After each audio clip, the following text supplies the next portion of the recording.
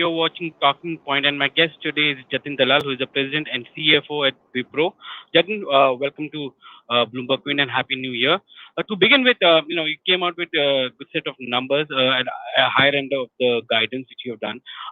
What gives you the confidence to when you gave your fourth quarter guidance? What gives you that confidence that the revenue momentum will continue into the next financial year? Sure, Sajid. Happy New Year to you and everybody at BloombergQuint. Our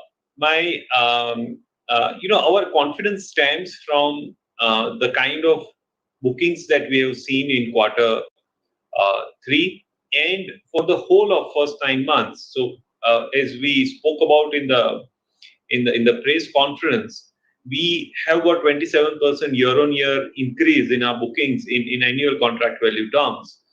Which has been very, very robust. We have had our best quarter in terms of sheer size or absolute value of order booking in quarter three.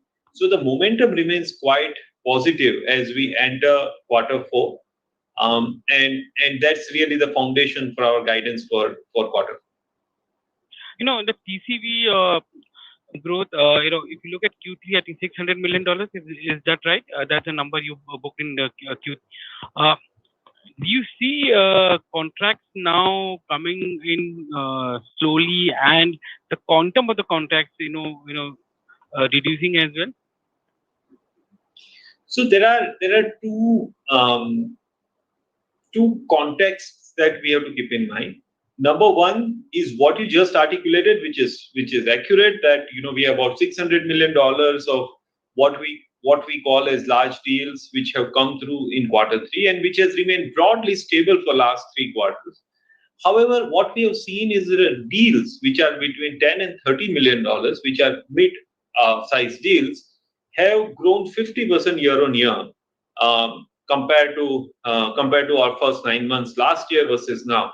Which means that there is a lot of requirement of here and now transformation which customer wants to get executed and is not waiting for constituting a very large deal over a longer deal cycle and is keen to execute here and now. So I think that is both of these contexts are important, that the aggregate value of wins that we are having is very good, including the win rate, which has been 300% higher in quarter three than what we have seen in past. So both the aggregate wins and win rates have been robust. And yes, you could say that the large deal are relatively stable and not growing the way in past as you would have seen. But we have to also understand the nature of business is changing. The type of deals which are coming through cloud, cybersecurity, digital are different than what it has been in past. So I wouldn't worry too much about stability on just one segment, because on aggregate we are doing quite well. One of the biggest challenges which you are facing is supply side issues, which especially with respect to talent. Are you able to price in the increase in cost of talent in the deals which you are signing in? Well, we have our long-term committed rates with our customers, so it is not possible for us, nor it is advisable for us or for customer to start getting into contracted long protracted sort of deliberation. But there are two underlying events which are taking place. One is that as we become a slightly better weight in the new age services, which is cybersecurity, digital, cloud, naturally our value add is significantly higher to our customer than what it would be otherwise if some other legacy services that we are performing, and hence this carry by design a better realization, and that is helping overall portfolio in terms of improving it. And the second is, yes, there is a little bit of scarcity value, where if we are able to demonstrate to customer that for this requirement which you need here and now, we have an impactful solution which can be executed tomorrow for you. And I think the customers would be willing to invest. So there is a positive, I would say, small positive step up on overall realization or pricing. However, it's too early to call it a call, and we'll have to see how it goes. What about the growth engines? If I look at your segmental revenues, in Q2 we saw BFSI growing at 11%, QOQ. Consumer at 6.5. Even energy, which was flat, flat growth there. But in Q3 we have seen BFSI at 3.5, consumer at 4.7, and we have seen a negative growth in energy. Uh, is it a base effect which is there, or is it really the execution has not happened to the extent required for you to book revenues? So if you see, except energy and technology, which are muted growth for quarter three, almost all others are significantly higher in the range of 2.7 to 5.4%. So I do feel very comfortable that it's a broad-based growth that we are seeing here. Both for energy and for technology, we have very specific reason. Technology tends to get impacted the most by the furloughs compared to many other sectors, and so therefore it's a quarter phenomena. And if you see year-on-year numbers there, you will find that they are comforting. If you energy, we had one large project which closed, and we didn't have sufficient time in the quarter to replenish it with fresh revenues. But we are very confident as we enter in quarter four and beyond. It should be on its growth path back. So we are overall not worried about the secular broad-based growth story that we have seen in past continuing even in quarter three. What about the margin part of it? You've been able to hold on to the margin levels. Do you have enough levers to go as you go into the fourth quarter to maintain that? Because supply side, as it continues to be challenging, attrition has gone up. You expect some moderation happening in Q4 for employees. And even if you are hiring the additional people which you are doing, they will need some benching before and training before they come on board. So do you see the margins sustainable at this level, or what is the drivers that you have to maintain this margin?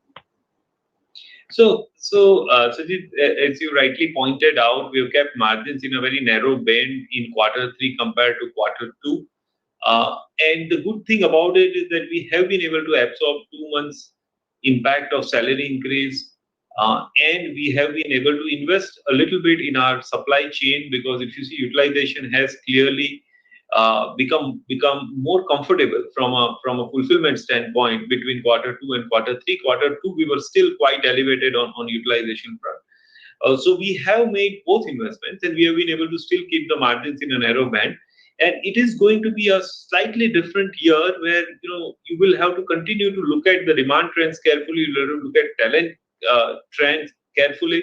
You will have to look at every element of cost slightly with a great eye for agility and responsiveness on a cost line item. And it is not a year where you can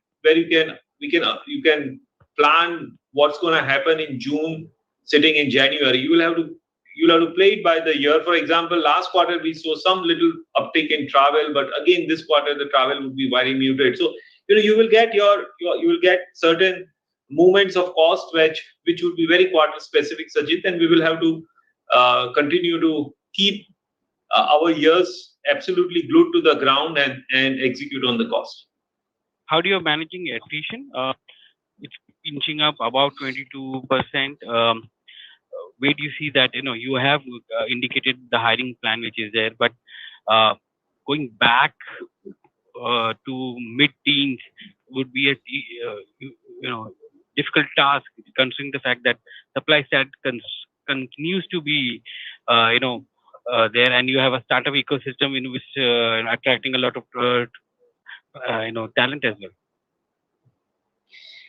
Absolutely, Sajid, and I don't. I think we are better prepared for that growth today than maybe we were a few months back, because we have visibility of what is coming, and therefore we are planning for it. So, for example, we have made a statement that we are hiring 70% more freshers in this fiscal, and we will hire nearly double our fresher hiring, nearly double in next year as we execute FY 22-23. So we are preparing for it, and that is helping every quarter in terms of making sure that we are feeding the demand with sufficient adequacy of supply chain, and so I'm not worried. Well, uh, um, I know attrition is elevated and will remain elevated, but that is not a reflection of what we are doing for that talent in any of the specific companies, but it is really a reflection of the gap in demand and supply. So we will play it by the year. We feel more comfortable now on attrition than what we have felt in past. You would have heard Thierry say on the in the press conference that we would, in fact, uh, if our hypothesis proves right, we think we should see some moderation of attrition uh, in quarter four or quarter one, certainly ahead of our own expectation we had before this quarter. So we see it stabilizing, and I think the more and more fresher we induct across industries, it would reduce the pressure on the demand and supply gap. Are you able to plug the hole which has been created by lateral attrition with freshers immediately? No, this is, it is very similar, Sajid, in every industry. If if a 10-year experienced person leaves, you can never really replace it with a fresher. But what all good companies do is that they would give that opportunity to somebody who's 9-year experience, and that opportunity will be given to somebody who's 7.5-year experience, and that's how the whole rotation, giving opportunity across the pyramid works, and it happens naturally. So, but yes, you are able to, in some cases, therefore able to go all the way down and replace it with a fresh talent. But at the same time, you will need somebody sometime here and now, because you are not only replenishing a person who's leaving, but you're also planning for your growth, and you will have to rely on lateral hiring. So you can't say you could potentially just rely on one of the engines. You will have to push both the levers and aggregate it to make sure that you are running smoothly. Now, you took multiple wage hikes and promotions last year. Um, will it require another round before the end of the current fiscal? I'm just putting a scenario where the supply side is going to be constrained and lateral. So there is coming with a higher not cost. part of, yeah. So Sajid, that is definitely not part of the active consideration. Otherwise, we would have spoken about it in our press conference and in our conversation with you. So it's not part of active consideration as we speak. I think we are okay, and we can manage well. And also, one thing I would like to say that we very firmly believe at Wipro that it is not only the compensation levels which will keep an employee in an organization. There are a host of other things, from learning value, from the kind of experience, the kind of customers you can work with, the kind of career it gives, the early opportunity, and sometimes freedom to do what you feel passionate about. All of these things go towards retention. So we are really looking at it as a bouquet of things that we are doing, and not just giving more salary hikes and promotion. Otherwise, there is no end to it. My thing is, are these acquisition bringing in, multiplier to your revenue, or is what kind of growth rate are these acquisitions growing at in terms of bringing revenue? So we are quite pleased, and we are doing better than what we expected of them when we did the acquisition. So both Camco and MPN have had a positive impact vis-a-vis their own our own plans when we started this journey. And Agile and Lean Swift is what we have just concluded on 31st of December. So, it's effectively we'll have to wait and watch. We don't want to get carried away in the success, and we are, I would say, paranoid about making every new acquisition as successful as it can be. So we'll remain paranoid on that. So far, it has worked quite well for us. Jatin, it's a pleasure talking to you today. Thank you very much for joining us on Bloomberg Quint. As always, thank you so much for having me.